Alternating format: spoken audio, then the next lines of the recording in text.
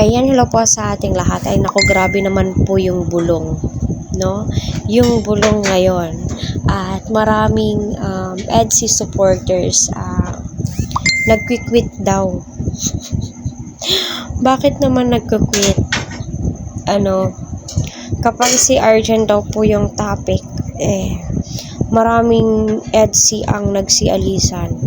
Kahit nga daw po magsialisan sa live, magsialisan sa live.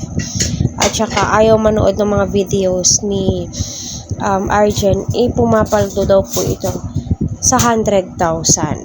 No, yun po yung chismis ngayon.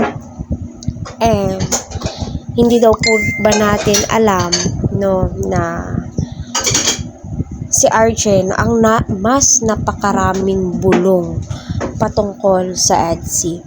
Siya daw po yung maraming alam, no, kung ano yung mga plano ni Eds. Although sabi nga ni Eds, hindi naman kami palaging magkasama ni Arjen. Halos hindi ko na nga siya ma-vlog kasi nababash ako kay Arjen. Hindi nila alam na dyan ako kumikita kay Arjen at siya yung nagbibigay viral. So which is nakikita ko nga po sinuswipe ko yung mga video ni Eds kapag sila Hana, sila Fan. Pero kapag si Arjen yung topic po niya, maraming EDSI ang galit. Hindi daw po ba natin alam na si Arjen is #1 supporters ng EDSI at never daw po nasagi sa kaisipan ni VNC na siya ay magselos or pagselosan niya itong si Arjen. Kasi nga daw po itong si Arjen, siya nga daw ho ang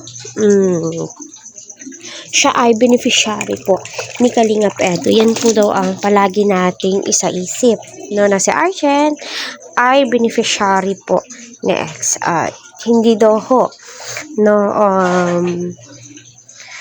ho susulutin ni Arjen itong si Eds kay Eds kasi nga po ay kay VNC kasi nga daw po kapatid daw po yung turing po nila sa isa't isa.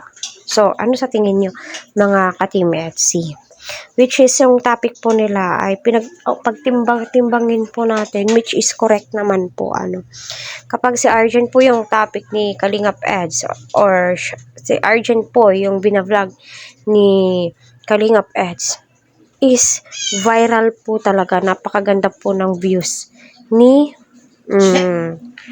Edu, 'di ba? Kaya kung saan po makakakita ng malaking pera si Edu, doon po tayo, suportahan po natin, 'di ba? Kasi kung tutuusin, para naman din po 'yan sa mga beneficiary niya,